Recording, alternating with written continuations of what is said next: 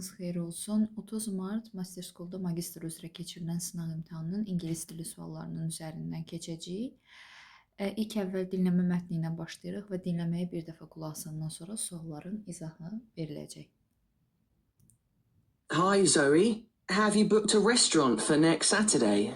Not yet. I can't decide where to go. I want it to be a bit special because it's my dad's birthday. Where did you go last year? To the Royal Hotel. It was a real letdown. Was it? Oh dear. You were there, Tom. Have you forgotten? Yes, I guess so. Well, I don't blame you. It was nothing special. In fact, the whole evening was pretty average. So this year it really has to be better. Have you looked at any reviews online? No, I never look at restaurant reviews. Oh, I do. For example, a month ago, my mum booked an expensive French restaurant for a special meal with friends. I looked online and everyone said the food was not up to standard. So did you warn your mum? Yes, I did. And she cancelled.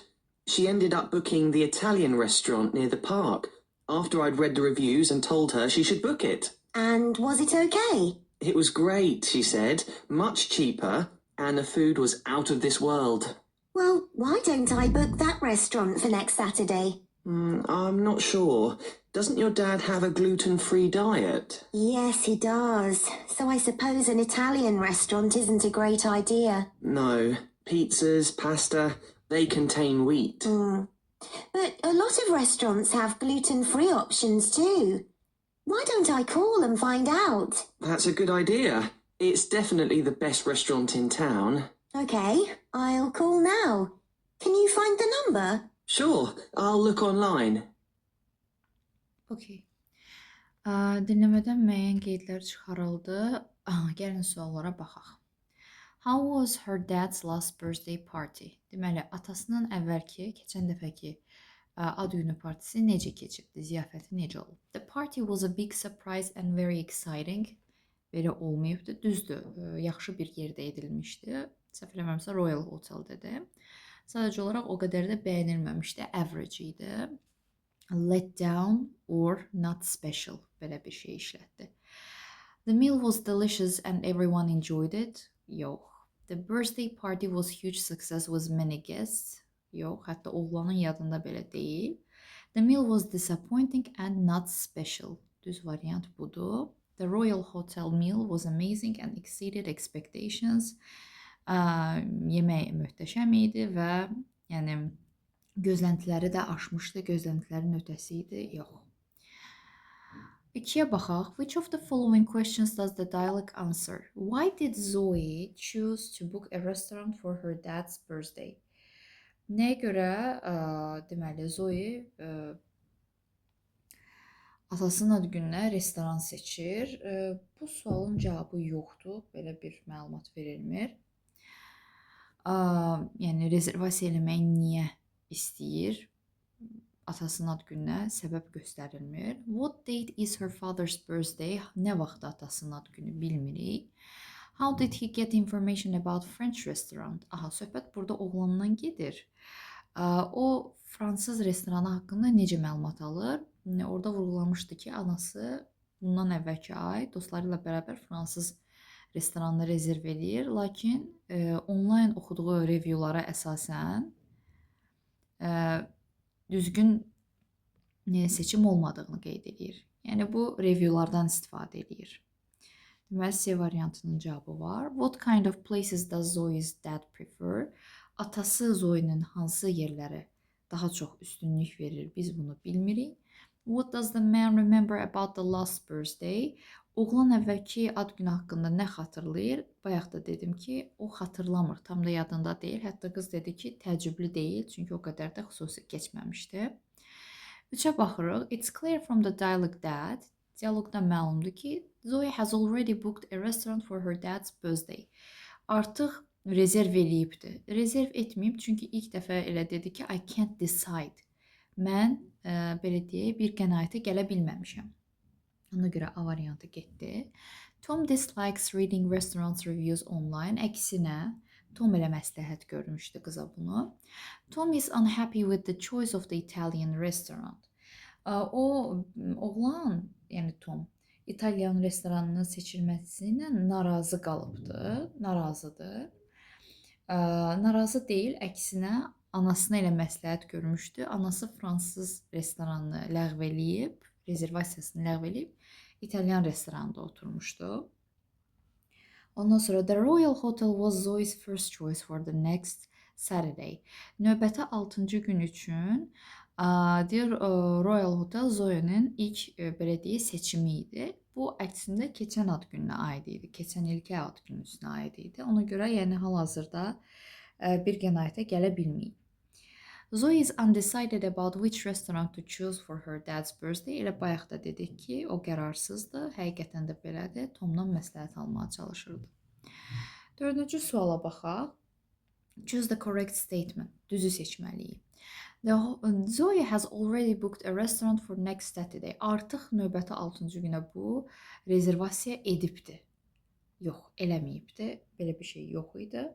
Ondan sonra Tom was impressed with the Royal Hotel restaurant last year. The Royal Hotel Tomda yəni yaxşı təəssüratlar qoyubdu. Ümumiyyətlə Tomun yadında belə deyil həmin ad günü. Ona görə 5 səhvdir. Tom recommended Zoe to look at reviews online before making a restaurant booking. Rezervasiya etməmişdən öncə Zoe'yə məsləhət görür ki, online belə deyə reviewlara baxsın. Feedback deyək, yəni geri dönüşlərə baxsın. Bəli, bunu məsləhət ona görür.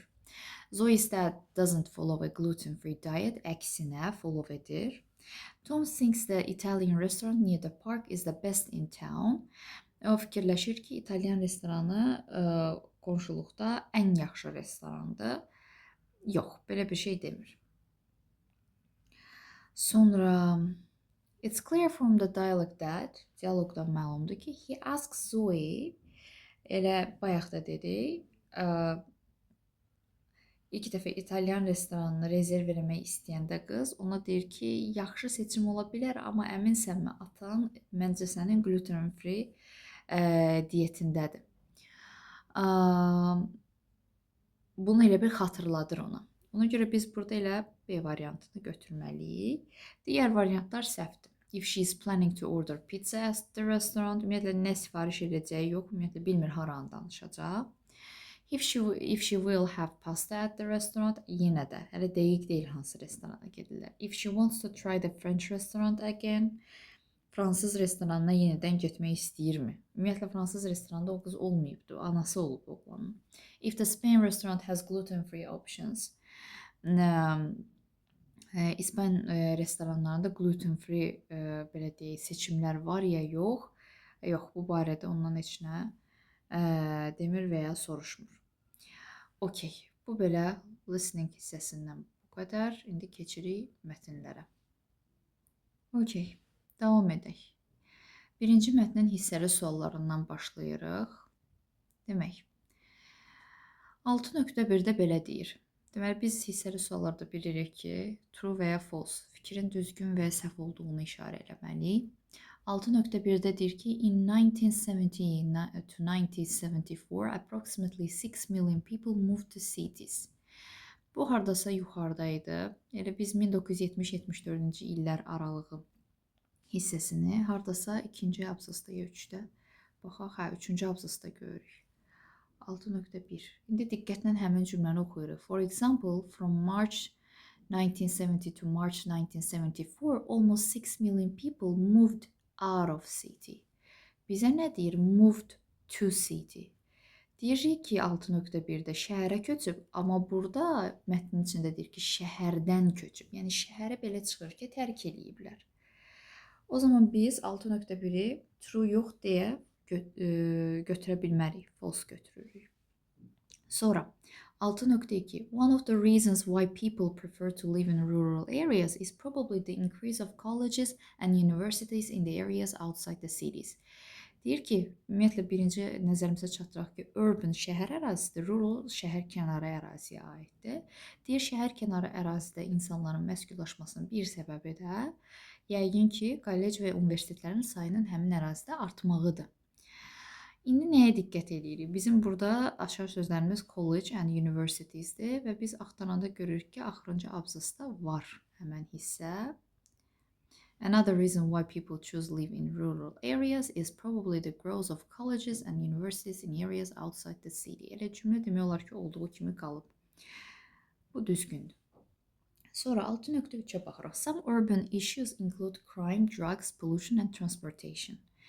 Deyir, bəzi şəhər belə deyək, issue problem mənasında gedir. Problemlərinə cinayətdir, nə bilim, drug, narkotika, çirklənmə, pollution, nəqliyyat və s. Bunlar aiddir. Demək, 6.3 elə tam da buradadır. Other urban problems often mentioned are crime, drugs, pollution and transportation. Cümlə demək olar olduğu kimi qalıb, sadəcə issue-nu problemlə əvəz ediblər. Bu da düzdür. Daha sonra 6.4-ə baxıram. The United States has always measured its progress according to the growth of its countryside. Amerika öz inkişafını şəhərdən kənarın, yəni şəhər ətrafı, şəhər kənarı inkişafına görə ölçür. Böyüməsinə görə ölçür. İndi baxaq. İlk elə cümləmiz odur. 6.4. For most of its history, the United States has measured its progress according to the growth of cities, not countryside. Şəhərin inkişafına görə ölçülür ölkənin inkişafı. Ona görə də biz bu hissəli sualda səhv götürmüş oluruq. Növbəti suala keçirik. 7-ci sual deyir, 4-cü abzas nə ilə başlaya bilər? Əvvəlcə həmin 4-cü abzasın nöqtələr hissəsindən sonraki cümləsinə diqqət eləyirik. Some of the most recent explanations are those that mention the disadvantages of living in the city because of food, energy and job shortages. Burada deməli, şəhərdə yaşamanın dezavantajlarından daha çox danışır ki, nə ilə əlaqədardır? Məsələn, qida, enerji və yaxud da ki, orada iş çatışmazlığı ilə bağlı hissə var. Hətta ardında bəzi problemləri qeyd edir. Cinayət, narkotika istifadəsi, nə bilim, çirklənmə, nəqliyyat və s. Deməli, belə çıxır ki, mənim ilk cümləm şəhərdə yaşamağın müəyyən dezavantajlarından olmağı ilə bağlıdır. Ümumi bir cümlə olacaq. Və yaxud da ki, səbəbləridir. A variantına baxırıq. Many reasons are offered in explanation of the decline in movement to the cities. Demək, şəhərə köçün ləngiməsi ilə bağlı müəyyən səbəblərin izahı var. Yəni, ümumi cümlənin məğzi belə gedir. Həqiqətən də məntiqli səslənir, çünki sonradan həmən səbəbləri əsaslandırır. Demək, A variantı ola bilər, bunu saxlayırıq. Saxlayaq bu variantı. B-yə baxıram. The cities have always been the preferred place for the most Americans to live. Deyir, şəhərlər bir çox Amerikalıların yaşamaq üçün üstünlük verdiyi yerdir. Bu cümləni buraya yazsam, ondan sonra gələn cümlələrin əhəmiyyəti qalmır. Çünki mən problemlərdən başlayıram danışmağa. Necə onu da deyə bilərəm ki, əvvəldə ən çox belə deyə üstünlük verdiyi yerdir, deyil. Urban areas are facing fewer problems than rural areas today. Deyir ki, şəhər əraziləri kənar ərazilərdən daha az problemlərlə üzləşir. Bəlkə tam əksi. Çünki biz bayaqdan 4-cü abzasda ancaq şəhərin problemlərindən danışırıq. Cities have been able to overcome their challenges and are growing rapidly again. Deyir, şəhərlər deməli, çətinliklərin öhdəsindən gəliblər və yenidən sürətli inkişaf edirlər. Bunu da deyə bilmərik. Çünki çətinliklərin öhdəsindən gəliblərsə, niyə mən çətinlikləri sadalayıram təzədən həmən abzasda? 7 də deyir ki, rural areas have always been known for their high crime rates and pollution. Rural areas yox, söhbət urban areasdan gedir. Şəhər ərazisində daha çox yüksək cinayət, belə deyək, reytingi və ya çirklənmə reytingi var. 7 getdi. Deməli, cavab elə A-dır. 8-ə baxaq. What does the word shortage mean in the text? Çatışmazlıq nə deməkdir? Yəni, nəyəsə normadan az olmağı. Ümumilikdə gəlin variantlara baxaq. A place where things are stored. Əşyaların saxlandığı yer deyil. Ümumiyyətlə, əlaqəsi yoxdur. Surplus of something, meaning there is more than enough. Nəyəsə kifayətdən artıq olması yox.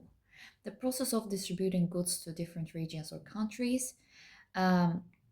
Belə deyim, malın əmtənin müxtəlif ölkə regionlara və ölkələrdə paylanması deyil. A sudden increase in availability of goods or resources. Belə deyək, resurs və mal əmtənində belə deyək, ani artış imkanı deyil. A situation in which there is not enough of something. Neyəsə kifayət olmadığı hal, vəziyyət. Elə söhbət bundan gedir. Okay, 9-cu sualı deyir. For the first time in 2 centuries. Deyir ki, ilk dəfə 2 əsrdə. Elə 2 centuries burada 3-cü abzasda var. Aha, for the first time, həmin cümlə oxuyuram. For the first time in 2 centuries, the countryside is growing faster than cities. Şəhər kənarı, şəhər ətrafı ərazilər şəhərlərdən daha tez inkişaf eləyir. Deməli, mən onu tapmalıyam, onun ekvivalentini tapmalıyam. Cities are growing faster than the countryside. Əksi olmalı idi. Countryside are growing faster. Sonra, foreign immigrants are leaving the countryside. Şəhər kənarını immigrantlar tərk eləyirlər. Bəlkə tam əksi, insanlar daha çox ora gedirlər. Çünki ardında da biz mətnin gördük, həm də ki, məntiqlə düşünəndə də həmin cümlənin izahı ancaq o ola bilər. Larger cities become more attractive. Böyük şəhərlər daha cəzb edici olmağa başlayıb. Xeyr.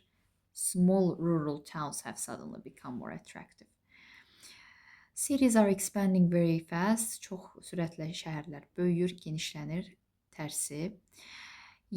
Rural areas are growing more quickly than the urban ones. Bax, bu düzgün variantdır. Elə tam həmən o birinci cümlənin də ekvivalentidir. 10-cu sualımız açıq sualdır. Baxırıq, deyir hansı sualların cavabı var. What has caused the increase in migration to rural areas recent years? Deyir, son illərdə şəhərkənarı ərazilərə nəyə görə miqrasiya artıb? Yəni, köç sayı artıbdır. Əslində, bunun səbəbləri göstərilibdir. Elə xüsusən də axırıncı abzasda biz görürük. Həmin ərazilərdə kollec universitetlərinin sayının artmağı, nə bilim, daha təmiz hava ola bilər, su ola bilər, yaşam standartlarının inkişaf eləməsi və s. ilaxır. Hamısı ola bilər. Hətta biz orada şəhərlərin dezavantajlarını sayaraq da cavab verə bilərik ki, məsələn, şəhərdə bu problemlər var. Ona görə insanlar köç eləyirlər, daha çox gedirlər şəhərdən kənar ərazilərə. Deməli, birin cavabı var. What is the population of the largest cities in the US today? Belə insan sayı ən böyük şəhərlərdə nə qədərdir? Yəni, say olaraq heç bir şey verməyibdir. Əhali olaraq heç nə verməyibdir. Götürə bilmərik. What are the main benefits of living in urban areas? Şəhər ərazisində yaşamağın benefitləri, faydaları nələrdir? Ruraldan danışır, amma urbandan yox. What factors make rural areas more attractive than urban areas? Əslində, bayaq sadaladım hamısını. Yenə deyirəm, təmiz havadır, sudur, nə bilim, kolleclərin sayının artmağı, universitetlərinin sayının artmağı, ətraf mühit amilləri və s. ilaxır. Bir növ 1-4 bir-birinin əksidir də. Birdə sadəcə səbəb göstərirəm ki, niyə insanlar ora köç eləyir. Burada isə sanki cəzb eləmə amillərindən danışılır. İkisi də aşağı-yuxarı bir-birini tamamlayır. Bir sözlə hamısı axırıncı abzasdadır. How have crime rates in rural areas changed over the past decade? Son 10 illikdə necə dəyişibdir cinayət reytingi, cinayət sayıları? Bununla bağlı məlumat yoxdur. Sadəcə verilib ki, şəhər ərazisində bu daha çoxdur. Şəhər kənarı ərazilərə nisbətdə. Bu qədər. Deməli, 1-4-ün konkret bizim üçün cavabı var. Növbəti mətnimizə baxırıq. Növbəti mətnimizdə də yenə bizim hissəli suallarımız var. Hissəli sual 1-ə baxaq. 11.1. Deyir ki, John Billington was the first person to commit a crime in the Plymouth colony. Bu əslində düz cavabdır. Bunu deməli həm birinci abzasda görə bilərik ilk cümləsində. Düzdür, John Billington sadəcə adı orada çəkilib. Daha çox ikinci abzasda düzgün verilib. Billington in fact was the first person to commit any crime in the colony. Koloniyada bildiyi hansı koloniyadan söhbət gedir. Bu belə. Demək 11.1 düzdür. Billington's crime was to steal goods from the colony. Billington'un deyir ki, cinayəti koloniyadan mal əmtəyi uğurlamaq idi. Bu cavab səhvdir. Nəyə görə? Çünki həmin abzaslara biz diqqət eləsək, Billington's crime was to shoot a man named John Newcomen. Yəni, bu adam öldürüb. Adam gülləliyibdir. Ona görə də bu onun cinayəti idi. Səhv sayırıq. Sonra 11.3-ə baxırıq. He and his son successfully led a rebellion on the ship, the Mayflower, during the smooth trip across the ocean. Niyə görə smooth-a daha çox odaqlanıram? Heç cümlənin digər hissəsinə baxmaya ehtiyac yoxdur. Diqqətlə baxsaq həmən cümləyə. Burada tough yazılıb. Smooth yox. Smooth rahat mənasında orada işləyir. Tough isə sərt. Yəni çətin mənasında gedir. Smooth yox da tough olmalıydı. Ona görə biz onu səhv götürürük. Sonra Billington was the first person to be executed in the New World. Bu düzdür. Əslində elə execution sözündən tapa bilərik. He was also the first one to be executed by the state in the New World. Bu da düzgün cavab hesab edilir. Deməli, biz 11.4-ü də düz götürmüş oluruq. Okay, 12-ci suala baxırıq. What does the word responsibility mean in the text? Responsibility biz bilirik ki, öhdəlik deməkdir, məsuliyyət deməkdir. Baxaq həmən cümlənin hansı cümlədə işlənib. A duty that was seen by the colonists as a part of every man's responsibility in the new world. Burada elə öhdəlik mənasındadır. A variantına baxıram. A choice or option to do something without any obligation. Heç bir məcburiyyət olmadan seçiminin olmağı. Səhvdir. A duty or obligation to do something especially as a part of one's role or position. Deyir, birisinin öhdəliyi və ya məcburiyyəti neysə eləmək üçün xüsusən də bir rolu, pozisiyanı oynayan adamdan söhbət gedir, hissəsi olaraq. B variantı düzdür. Öhdəlik elə, duty sözü orada işlənibdir. Ona əsasən də B variantını götürə bilərik. The ability to avoid doing something neysə ümumiyyətlə ignore eləmək, eləməkdən qaçınmaq bacarığı. A punishment or penalty for failing to act. Neysə eləyə bilmədiyi üçün cəza almaq, yəni cəza. The right to refuse to perform a task or role. Neysə hansısa rolu və yaxud da ki, tapşırığı yerinə yetirməyi rədd eləmə haqqı. Bu da səhvdir. B-dir. Elə çıxdaş eləyəndə B qalır. Digərlərinin ümumiyyətlə əlaqəsi yoxdur responsibility ilə. 13-ə baxıram. According to the text John Billington haqqında tekstə əsasən, tekstə əsasən John Billington necə birisidir? Əslində aşağılarda var. Billington's rebellious and angry nature. Billington'ın üsyankar və əsəbi təbiəti. Onun belə deyə baş bəlası oldu. Burada elə ona uyğun gələni B variantıdır. Furious, qəzəbli, əsəbi. Rebellious da əslində olduğu kimi tekstin içərisində verilir. Digərləri düz gəlmir. Məsələn, quiet and shy, sakit, utancaq, ağıllı, gülməli, tənbəl və yaxud da ki, vətənpərvər, yetkin, yox, düz gəlmir. 14-ə baxaq. Why was John Billington eventually executed? Biz bayaqları əslində gördük. Nəyə görə belə deyək, edam edildi? Adam öldürdüyünə görə. Baxırıq. He shot John Newcomen leading to his execution. B variantıdır. Açıq suala, 15-ci suala baxaq. Hansı sualın cavabı var? How did John Billington's sons contribute to the colony after arriving? Deyir, John Billington'ın oğulları gələndən sonra koloniya hansı belə deyək, töhfələrini verdi? Oğullarının olmağı ilə bağlı məlumat var mətnin ilk abzasında. Amma nə töhfələr veriblər, necə veriblər biz bilmirik. Sonra, who was the first person to commit a crime in the Plymouth colony? Kim idi ilk dəfə orada cinayət törədən şəxs? Elə Billington'ın özündən söhbət gedir. 2-nin cavabı var. Sonra, how many years did it take to establish the Plymouth colony? Deyir, nə qədər müddət sərf olunub ki, bu koloniyanı yaratsınlar, nə qədər il gedib. Biz bunu bilmirik. What was the primary reason for the Mayflower's voyage? Mayflower səyahəti üçün əsas səbəb, yəni önəmli səbəb, ilkin səbəb nə idi? Biz bunu bilmirik səbəbini. 5-ə baxaq. Who was the leader of Plymouth Colony's military forces as mentioned in the passage? Əgər diqqət eləsək, axırıncı abzasda bu cümləyə he refused to serve any form of military duty under the leadership of Miles Standish. Söhbət Miles Standish'dən gedir. Bu sualın da cavabı var. Deməli 2-5 olaraq götürürük. Belə bu mətn suallarından bu qədər. Keçirik qrammatika suallarına. 16-cı sual əslində asan sualdır. Burada nəyə diqqət eləyəcəyik? Biz bilirik ki, nöqtələrdən sonra əgər isim gəlibsə, həmən tərəflərdə hansı variantlar olmaz? İsimsiz yəli hal ola bilməz. Yəli halda olan daha doğrusu əvəzlik ola bilməz. Deməli, ay variantlarını həmən dəqiqə çıxıram. Ondan sonra D variantında everydən sonra bilirəm ki, of işlənmir. Bunu ona əsasən çıxıram.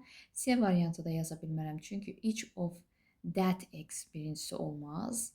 Olardı ya these, ya those. Lap olsa belə biz bilirdik ki, iç üstə gəl of, isim cəm, xəbəri tək olmalıydı. Were it-in yox, gərək was it-in olaydı. Hər iki halda bu səhvdir.